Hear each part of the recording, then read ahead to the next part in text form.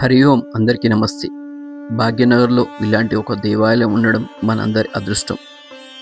ఎక్కువ ప్రాచీనం చెందకపోయినా gem of టెంపుల్స్గా దీన్ని మనం చూడవచ్చు.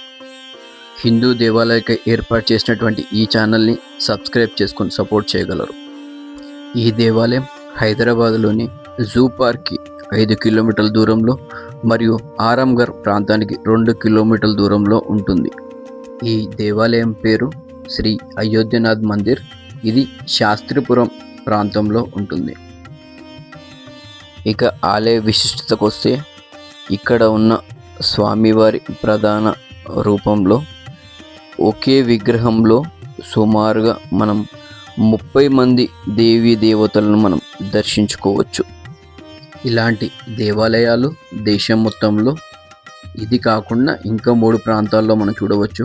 మొదటిది అయోధ్యలో, రెండవది గుజరాత్లో, మూడవ దేవాలయం పూరిలో మరియు 4వది ఇప్పుడు మనం చూసినటువంటి ఈ శాస్త్రిపురంలో. ఆ గర్భాలయంలో సీతారామచంద్ర స్వామితో పాటుగా విఘ్నేశ్వరుడు, వెంకటేశ్వర స్వామి మరియు నరసింహస్వామి విగ్రహాలు కూడా మనం చూడవచ్చు. ఇక స్వామివారి ప్రధాన విగ్రహంలో మనం చూసినట్లయితే వైకుంఠాన్ని తలపించే విధంగా మనం ఆ విగ్రహాన్ని చూడవచ్చు. ప్రధానంగా మనం సీతారామ, చంద్రలక్ష్మణుడు మరియు హనుమంతుల వారి విగ్రహాలు చూస్తుంటాం. అదే కాకుండా ఇక్కడ స్వామివారి పక్కన విష్ణుమూర్తిని కూడా మనం దర్శించుకోవచ్చు.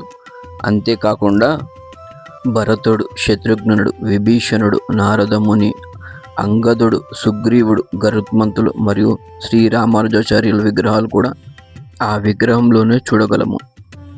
ఈ స్వామివారి దర్శనం ముక్కోటి దేవతల దర్శన ఫలం మనకు కలగజేస్తుంది. సాధారణంగా డబ్బు కోసం ఒకరిని, విద్య కోసం ఒకరిని, ఆరోగ్యం కోసం ఒకరిని, ఆయుష్ కోసం ఒకరి, శక్తి కోసం ఒకరిని, శాంతి కోసం ఒకరి పూజిస్తుంటాం. ఈ దేవాలయం అన్నిటి ఫలితాలు మనకిస్తుంది. ఇలాంటి పురాతన దేవాలయాలు రక్షించుకోవడం మనందరి బాధ్యత. ప్రతినిత్యం మనం ఏదో ఒక దేవాలయం సందర్శిస్తే బాగుంటుంది.